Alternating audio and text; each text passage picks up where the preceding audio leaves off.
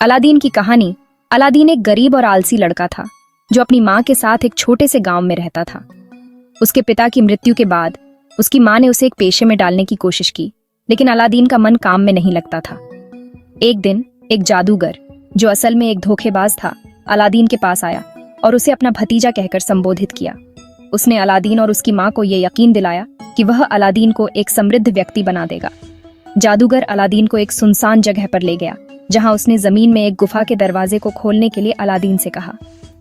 उस गुफा के अंदर ढेर सारी दौलत और रत्न थे, लेकिन जादूगर का असली उद्देश्य वह जादुई चिराग था जो उस गुफा में छिपा था। उसने अलादीन से कहा कि वह उस चिराग को लाकर दे, लेकिन अलादीन ने पहले अपने लिए कुछ रत्नों को उठा लिया।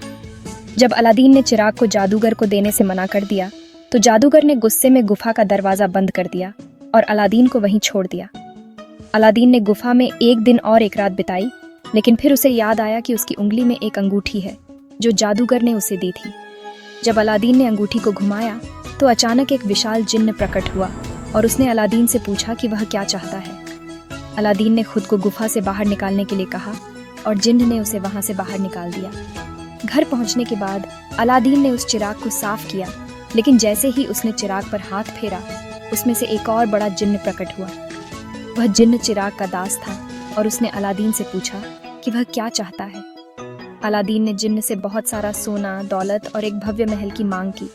जिन्न ने तुरंत उसकी इच्छाएं पूरी कर दी। धीरे धीरे अलादीन ने इस दौलत के साथ शाही परिवार की एक राजकुमारी का दिल जीत लिया और उससे शादी कर ली। लेकिन वह जादूगर जो उस चिराग को चाहता था वापस आया और उसने चालाकी से अलादीन से वह चिराग छीन लिया। उसने जिन्न को बुलाकर अलादीन के महल और उसकी दौलत को अपने देश में ले जाने का आदेश दिया, लेकिन अलादीन ने हार नहीं मानी। उसने उस अंगूठी के जिन्न की मदद से अपनी खोई हुई दौलत और चिराग को वापस पाया और जादूगर को हराकर हमेशा के लिए उसे हरा दिया। अलादीन और उसकी पत्नी ने इसके बाद सुखी और समृद्ध जीवन बिताया।